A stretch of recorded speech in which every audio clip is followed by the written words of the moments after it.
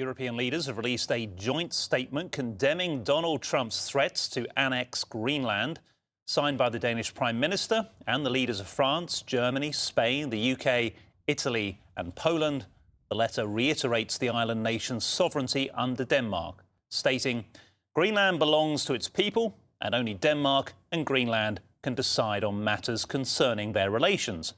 Security in the Arctic must be achieved collectively in conjunction with NATO allies, including the United States, by upholding the principles of the UN Charter. NATO has made clear the Arctic region is a priority and European allies are stepping up. We and many other allies have increased our presence, activities and investments to keep the Arctic safe. Denmark's Prime Minister reinforced these points in a personal statement, warning the US has no right to annex any of these three countries in the Danish kingdom. I would therefore strongly urge the US to stop the threats against a historically close ally and against another country and another people who have very clearly said that they are not for sale.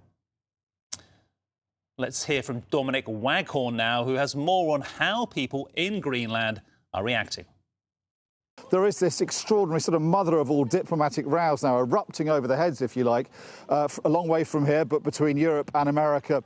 Transatlantic relations hitting really a new low. I mean, when did we last see European leaders rally one after another behind one of their allies because it has been threatened by another ally, by another member of NATO, quite like this? So all the leaders of Europe in a joint statement effectively warning America to back off, saying the future of Greenland should be determined by the people of Greenland and by Denmark, following this warning from Mette Frederiksen, the Danish Prime Minister, saying that if America does attack Greenland, and saying that she doesn't think there's any reason to disbelieve Donald Trump's threat that he will try and seize Greenland, then effectively the NATO alliance is dead. And I think some people will say it's on life support anyway because of the tensions now it's under, not just because of recent events, but also after a year or so of Donald Trump not really caring for the alliance very much, arguably.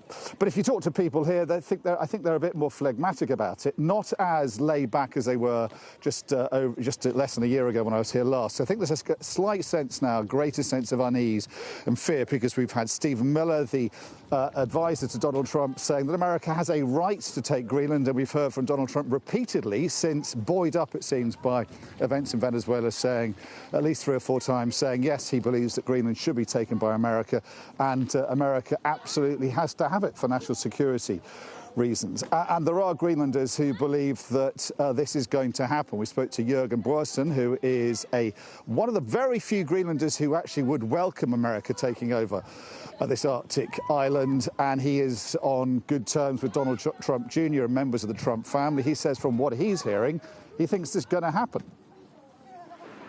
He will come. He's decided, nobody can change his mind, I know. I can feel that, but I think it's not bad. It's a new opportunity for us, It is, I know Don Jr., I knew Charlie Kirk, I know his closest friend, and they have been very kind to us, Europeans are now talking about to send some troops to Greenland, It will be bad if Europeans sending a troop to Greenland. I just think, okay, just let the American come and let us negotiate. What is it the American want, We cannot deny them. I think, on the one hand, he will be weighing up the fact that he believes that there is a national security reason to take Greenland, even though he has a military base here, even though America can build a lot more bases here, as many as it wants, really, under treaty obligations it has with Denmark. He believes there's a great mineral wealth here that America could benefit from, even though American companies are free to come here and try and exploit the mineral wealth here that is buried deep under the Arctic ice. So there's really no real reason. His claims on the island don't really stack up, unless he simply wants to be one of the first presidents for a long time to expand the borders of America.